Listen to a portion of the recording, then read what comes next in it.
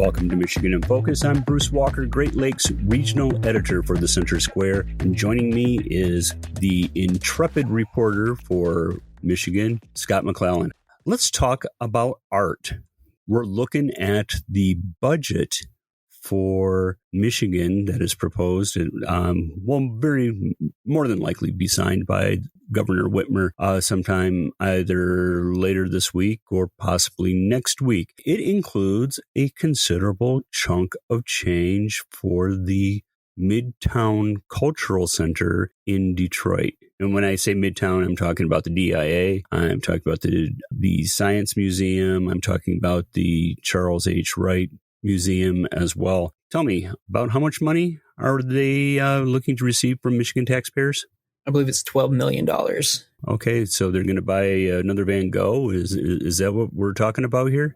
No, they want to create like a boundary. Basically, they want to create like in some way like tie all of these nonprofits together to make them more walkable, I think is the idea. That's been a kind of catch-all phrase for urban development for the past 2-3 decades, is making walkable cities where individuals can stroll as if they were in a French Impressionist painting, I guess. Which brings me up to a thought that I had, is that trying to turn downtown Detroit, well, Midtown Detroit, because it's not exactly downtown, it's just north of the downtown area. Used to spend a lot of time there. There's a lot of wonderful cultural attributes in that area. But anyway, Gretchen Whitmer has she's indicated that she's more than likely going to sign the budget as it was passed last week by legislators. So this money,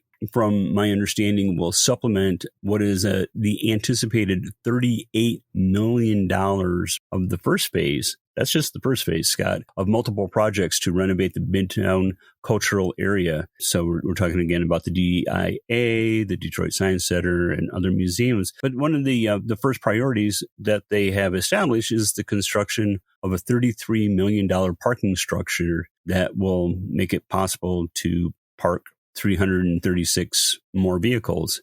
I remember, I'm old enough where I remember parking in the underground garage there. That was sort of kind of scary. That underground garage has not been used in years because there was a lot of water that collected down there. And after a few years of that, you can just imagine what the result would be like. So, so it's good that they're ripping that up and doing something a little bit more useful with what is essentially wasted space right now. So, I mean, are there any other entities funding this? You said that they had partial funding, but I mean, I believe you said $33 or $38 million for the first phase seems somewhat high. I mean, I don't know if they're expecting more money from taxpayers. I'd be curious to ask them some questions. Well, there's a lot of private funding and everything, but there's also a lot of money that has been raised over the years. The tri-county millage that was instituted in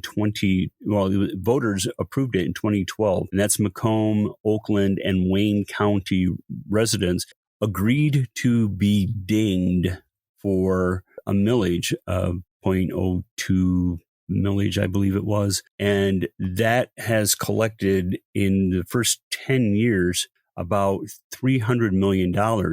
And what they did was it sunset after 10 years, but rather than allowing that millage to sunset 2 years before it was to happen, before it was supposed to end and just be fini. See, we're following a French trope here. In 2020, they renewed the millage. And they said, well, with 2 years to spare. So it's looking like they will probably collect a whole ton more money for that.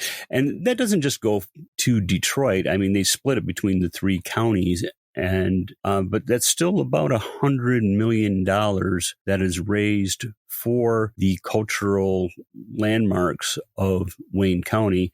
And let's face it, most of those are within walking distance already in the Midtown area. So it just seems that to some individuals, and when I say some individuals, I'm referring to Mike Lefebvre from the Mackinac Center, who is the Maury Fiscal Policy Initiative Senior Director, he told me this morning, he asked me the question, how much is enough? I mean, this is far from the only state subsidy available to museums and other art-specific establishments, and many taxpayers underwrite them at the local level too. He was referring to the Tri-County Arts Millage that, again, there's another 10 years of that's flowing into it. But there hasn't been a whole lot of transparency as to what all that money has been used for. And Lefebvre also said to me that it's really kind of fundamentally unfair to make all Michigan taxpayers underwrite this or any other cultural center in any city chosen by Lansing politicians or their lieutenants. So, and the point is understandable. It's like, well, yes, but, operating under the assumption that if you build it, they will come, or if you rebuild it, they will come. But there's a long history with the cultural center in the Midtown area of Detroit.